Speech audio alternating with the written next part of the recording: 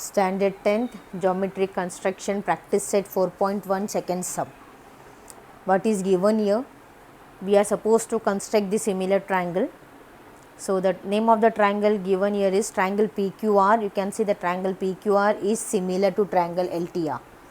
Triangle PQR similar to triangle LTR. PQ is 4.2 centimeter, QR is 5.4 centimeter, and PR is 4.8 centimeter. And the ratios of the two sides is given to you. PQ upon LT is equals to 2 or 3 upon 4. ये होगी given, इतना given information है. So as I said before, whenever the triangles are whenever we are supposed to construct the similar triangle, सबसे पहला चीज़ हमको क्या check करना है, vertices of both the triangle. दोनों triangle का vertex को चेक करो. क्यों चेक करना है? Whether any vertex is common or not. तो यहाँ पे चेक करो चिल्ड्रन, वर्टेक्स P, Q और वर्टेक्स R. यहाँ पे vertex L, vertex T and vertex R. Here you can see this vertex R is common. तो यहाँ पे दोनों ट्रायंगल में vertex R is common. If vertex R is common, then directly next thing you are supposed to draw the analytical figure, means rough figure. अगर कुछ भी common नहीं रहेगा तो हमारा क्या मेथड था, दो अलग अलग ट्रायंगल होता था. we by using the property of similarity we used to find the corresponding sides और कंस्ट्रक्ट करते थे. लेकिन अगर वर्टेक्स कॉमन आया तो आपका एनालिटिकल फिगर इस तरह दिखेगा चिल्ड्रन, याद रखो. This will be the analytical figure. यहाँ पे दो ट्रायंगल है, एक छोटा ट्रायंगल है और एक बड़ा ट्रायंगल है, और दोनों ट्रायंगल एक कॉमन वर्टेक्स शेयर कर रहा है. यू कैन सी छोटा ट्रायंगल मीन्स ये वाला triangle, this is the small triangle, this triangle is the small triangle, यहाँ से यहाँ तक. तो ये जो छोटा ट्रायंगल और ये बड़ा ट्रायंगल, दोनों ट्रायंगल वर्टेक्स ये वर्टेक्स कॉम शेयर कर रहा है. तो हमारे इस ए सम का केस में ये कॉमन वर्टेक्स क्या हो जाएगा, आर. तो आपका ये तो कंफर्म है कि ये वर्टेक्स आर है, पक्का, no doubt, without any doubt we can blindly say कि ये वर्टेक्स हमारा आर है. नाउ अभी इसमें से ये छोटा ट्रायंगल को पी क्यू आर नाम देना है क्या, छोटा ट्रायंगल को एल टी आर देना है, या फिर बड़ा ट्रायंगल को पी क्यू आर देना है, वो कैसे मालूम पड़ेगा, वो हमको मालूम पड़ेगा अपना रेशियो से. The ratio is given to us, P Q upon L T is equal to 3 upon 4. So 3 upon 4 में से you know that 4 is greater than 3, 4 बड़ा है. तो 4 कौन सा साइड को बिलोंग कर रहा है, 4 कौन सा साइड रिप्रेजेंट कर रहा है, 4 एल टी को रिप्रेजेंट कर रहा है, राइट. 4 एल टी रिप्रेजेंट कर रहा है ना, और एल टी कौन सा ट्राइंगल को रिप्रेजेंट कर रहा है, L T comes under triangle L T R. तो automatically this triangle L T R will become the bigger triangle. तो इतना क्लियर है कि हमारा जो बिगर ट्राइंगल है उसका नाम एल टी आर है. तो एक तो आर तो फिक्स है, तो एक एल है और एक टी है. So it's up to you. So I kept here, मैंने यहाँ पे नाम दिया, ये वर्टेक्स को एल दिया और ये वर्टेक्स को टी नाम. तो ये बड़ा ट्राइंगल को एल टी आर क्लियर हो गया. This big triangle is L T are, L T are बड़ा ट्राइंगल. ओके, ये बड़ा ट्राइंगल एल टी आर होगा. अभी छोटा ट्राइंगल को ऑटोमेटिकली पी क्यू आर होगा. तो यहाँ पे P इधर आएगा कि Q इधर आएगा, कैसा मालूम पड़ेगा, ये LR के साथ कौन सा साइड है, देखो LR के साथ हमारे पास है PR, राइट. तो ये LR के साथ आएगा इधर PR. तो यहाँ पे ये वर्टेक्स हो जाएगा P, और जो ऑटोमेटिकली ये जो बच्चा वो हो जाएगा Q. तो this will be Q, PQR. तो ये हो गया एनालिटिकल फिगर. मेजरमेंट लिख के रख दो. What is the measurement of PR? PR का मेजर है 4.8 सेंटीमीटर और QR का मेजर है 5.4 सेंटीमीटर और PQ का मेजर है 4.2 सेंटीमीटर. ये हो गया हमारा rough figure ready. Now let us start construction. Fair work start करते हैं. तो fair work, for constructing the fair one children, first you will draw the base. एक बेस पहला छोटे गिवन ट्राइंगल बना के लो. PQR हम लोग बना के लेते हैं चिल्ड्रन. सो PQR का मेजरमेंट क्या है, PR is given as 4.8 centimetre. So with the help of the scale and pencil you are going to draw 4.8 centimetre. So ये P हो गया, ये R हो गया, 4.8 सेंटीमीटर. Got it. नेक्स्ट हमारा क्या है, PQ है. Next is PQ. तो PQ का मेजरमेंट कितना है, 4.2 सेंटीमीटर है. So again with the help of the scale and rounder measure 4.2 centimetre. So 4 के बाद 2 लाइन, ये 3 हो गया, ये 4 हो गया, 4.2. तो कहाँ पे रखना है, P में रखो और कट करो. ठीक है, 4.2 हो गया, राइट. 4.2 सेंटीमीटर.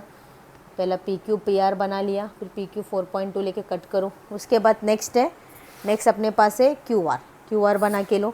QR का मेजर है 5.4. With the help of again scale and rounder 5.4 measure करो, 5.4 मीन्स 5 के बाद 4 लाइन, ओके। आर में रखो और where will I keep this point R, why am keeping on R, ये मुझे क्यू आर बनाना है, क्यू आर में मेरे पास आर है, क्यू नहीं, और जहाँ पे दोनों आर्क इंटरसेक्ट हो रहा है वो आपका पॉइंट हो गया क्यू।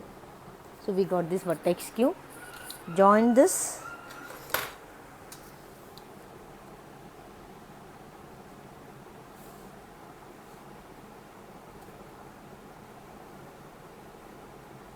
hmm? 5.4 सेंटीमीटर और ये है 4.2 centimetre. Triangle is ready. Children now we have to draw the similar one. तो सिमिलर वन के लिए triangle L T R, it is clear कि एंगल एल ये लाइन में है, इस तरफ हमको एक्सटेंड करना पड़ेगा क्योंकि ट्राइंगल के बाहर है और ये टी भी ट्राइंगल के बाहर है। तो इट इज़ वेरी क्लियर कि we have to extend this. So let us extend this children. From here children, now next step is what we are supposed to do. Triangle PQR is ready. Next thing we have to find vertex L, जो ये line में है कहीं तो है और ये line में T है, ये लाइन में T किधर तो है। तो ये वर्टेक्स P और वर्टेक्स L में क्या, ये PQ PA PR, ये PR और LR में क्या डिफरेंस मुझे मालूम है, PR और LR का रेशो मालूम है। ये PR अगर थर्ड पार्ट है तो LR ये फोर्थ पार्ट है, इतना मुझे मालूम है। सिमिलरली QR अगर थर्ड पार्ट है तो ये RT फोर्थ पार्ट है, ये हमको मालूम है क्योंकि सिमिलर ट्राइंगल है। तो ये फोर्थ पार्ट मुझे पार्ट बाय पार्ट करना पड़ेगा। We have to cut into 4 parts. तो 4 पार्ट में कहाँ पे कट करूँ, from where I cut the fourth part. तो यहाँ पे दोनों ट्राइंगल का कॉमन लिंक क्या है, वर्टेक्स आर। तो हम लोग वर्टेक्स आर में से क्या करेंगे, फ्रॉम वर्टेक्स आर से हम लोग जो तुम्हारा गिवन ट्राइंगल ऊपर की तरफ है ना, तो उसका जस्ट अपोजिट साइड ट्राइंगल ऊपर की तरफ है, तो वर्टेक्स आर से हम लोग नीचे की तरफ एक लाइन एक्यूट एंगल बना के लो। बिना प्रोटेक्टर का भी तुम कोई भी एक्यूट एंगल बना सकते हो। मैंने एक एक्यूट एंगल बना के लिया with any measurement, okay. Acute angle मैंने बना के लिया। नाउ अब मुझे ये एक्यूट एंगल बनाने का पर्पस क्या है, मुझे इसको 4 पार्ट में डिवाइड करने का। ये लाइन को मैं 4 पार्ट में, why am dividing only in 4 part, 5 part नहीं, 7 पार्ट नहीं, क्यों 4 पार्ट में ही डिवाइड कर रहा है, क्योंकि मेरे पास रेशो क्या है 3/4 है और 3/4 में ग्रेटर पार्ट क्या है 4 पार्ट, इससे बड़ा पार्ट मेरे पास नहीं है। तो इसीलिए मैं मैक्सिमम 4 पार्ट है मेरे पास, तो इसीलिए इसको ये लाइन को मैं 4 पार्ट में डिवाइड करने वाली हूँ। तो 4 पार्ट में डिवाइड करने के लिए क्या करना पड़ेगा, again I will take the rounder and with the help of the scale any measurement children you can take, ज़्यादा बड़ा भी मतलब ज़्यादा छोटा भी मतलब। मैंने क्या किया 2 सेंटीमीटर वाला मेजरमेंट ले लिया। आई टुक 2 सेंटीमीटर, ठीक है। तुम 1.5 भी ले सकते हो, 1 भी ले सकते हो, any measurement you can take. और मैं क्या कर रही हूँ, I am keeping this pointer on R, और आर में रख के जो मैंने लाइन बनाया ना एक्यूट एंगल, उसके ऊपर मैं एक आर्क कट किया और जहाँ पे आर्क इंटरसेक्ट हो गया वो लाइन के ऊपर, उसको मैंने पॉइंट को हाईलाइट किया। ये मेरा फर्स्ट पार्ट कट किया मैंने। ये डिस्टेंस चेंज नहीं करना है, जो मैंने 2 सेंटीमीटर का वो सेम डिस्टेंस अभी मैं R1 में रखेंगे। I will keep it on R1 and then I will again cut the arc. तो जहाँ पे आर के लाइन, ये जो लाइन पे इंटरसेक्ट किया उसको मैं नाम देने वाली हूँ R2। Again I won't change the distance, I will keep on R2 now and I will cut the arc. और जहाँ पे कट हो गया उसको भी मैं नाम देने वाली हूँ R3, क्योंकि मैं R से एक्सटेंड किया ना, इसके लिए R1 R2 R3 नाम दे रही हूँ। और अभी R3 में रख के इधर और एक कट करने वाली हूँ, ये पॉइंट जहाँ पे इंटरसेक्ट हो गया इसको नाम देने वाली हूँ R4। तो I got only 4 party, 4 party मुझे करना है। गॉट इट, ये हो गया 4 पार्ट। अभी इसमें से जो गिवन ट्राइंगल है हमारे पास PQR, मतलब ये वाला साइड PR मेरे पास है, ये गिवन ट्राइंगल का ये जो छोटा ट्राइंगल है तो उसको कौन सा पार्ट को लिंक करता है, जो क्योंकि PQR है ना मेरे पास, छोटा ट्राइंगल का गिवन इन्फॉर्मेशन है, और छोटा ट्राइंगल कौन सा पार्ट को रिप्रेजेंट कर रहा है, 3 को रिप्रेजेंट कर रहा है। तो हम लोग क्या करने वाले हैं, बिकॉज दिस PR क्या है, थर्ड पार्ट को रिप्रेजेंट कर रहा है ना, तो हम लोग पॉइंट P को R3 से ज्वाइन करने वाले। We are going to join point P को R3 से। मैंने इस तरह से ज्वाइन कर लिया, गॉट इट, ये R3 से ज्वाइन कर लिया, ओके। अभी मुझे ये 4th पार्ट को इधर ज्वाइन करना है, ऐसा किधर भी ज्वाइन नहीं कर सकती हूँ, एग्जैक्टली इसका पैरेलल लाइन बना के मुझे ज्वाइन करना है। सो इसका जो पैरेलल लाइन बना के जो ज्वाइन किया, तो वो जहाँ पे कट हो गया वो आपका पॉइंट हो जाएगा, वो आपका पॉइंट हो जाएगा L। तो how to find that point children, parallel line अभी कैसा ड्रॉ करना, मैं डायरेक्टली स्केल से तो I can not draw like this, I can not draw. तो उसके लिए we are going to use corresponding angle test property, because whenever with the 2 lines are parallel, suppose अगर 2 line parallel है और ये transversal है, तो ये जो एंगल और ये जो एंगल कौन सा एंगल हो गया, करस्पॉन्डिंग एंगल हो गया, कॉन्ग्रुएंट एंगल रहता, राइट।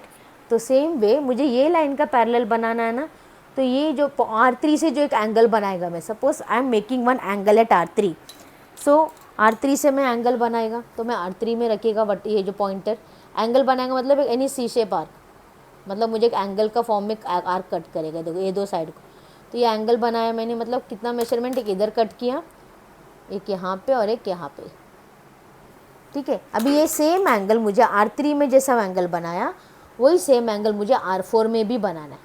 क्यों? क्योंकि करस्पॉन्डिंग एंगल मुझे मालूम है कि अगर दो पैरेलल लाइन के बीच में करस्पॉन्डिंग एंगल कॉन्ग्रुएंट रहता है, तो अगर मैंने इसका सेम कॉन्ग्रुएंट एंगल R4 में बनाया तो ऑटोमेटिकली मुझे एक पैरेलल लाइन मिल जाएगा। तो करस्पॉन्डिंग एंगल बनाने के लिए पहला मैंने R3 में एक एंगल बनाया और वही मेजरमेंट चेंज किया बगैर मैं R4 में भी रखा, and I am cutting one again same C shape arc, मैंने ऐसा कट किया, ठीक है, कट कर दिया। तभी यहाँ पे मुझे इधर तो मुझे दोनों साइड मिल गया, लेकिन यहाँ पे मुझे एक ही साइड मिला, ये वाला साइड। तो इसका दूसरा साइड किधर, ये आर्क में किधर तो है, कैसा मालूम पड़ेगा? इन दोनों आर्क का डिस्टेंस देखो, यहाँ से यहाँ तक का डिस्टेंस, ये आर्म्स का बीच में जो डिस्टेंस है वही डिस्टेंस आपको ये तुम्हारा यहाँ पे भी ये चाहिए, मतलब ये पॉइंट में रखेगा, क्योंकि तुम्हारा एक साइड आपको मिल गया ना, एक पॉइंट आपको मिला, तो दूसरा इधर रख के कट करो। तो जहाँ पे कट हुआ उसको हाईलाइट करो and then you will extend this, इसको लेके इसको जॉइन करके कब तक एक्सटेंड करना है, जब तक तुम्हारा सामने वाला लाइन को कट नहीं किया। टच हो गया, ये आपका पॉइंट जहाँ पे टच हो गया, एग्जैक्टली पैरेलल लाइन आ गया इसका, और ये आपका पॉइंट हो गया L। सो ये आपका L मिल गया, we got this L। I hope it is clear children.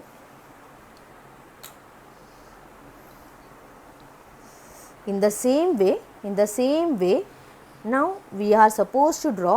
अभी मुझे L तो मिल गया, अभी Q है, तो यही लाइन में मेरा T है, ये लाइन में T है, तो मुझे ये लाइन में T बनाना है। तो for making a T on this line I have to draw a line parallel from vertex L। L से बनाओ इधर पैरेलल, जो PQ से पैरेलल होना चाहिए, और again I will use the corresponding angle property. P में जो एंगल, P में जो एंगल बनाएगा सेम एंगल मुझे L में भी चाहिए।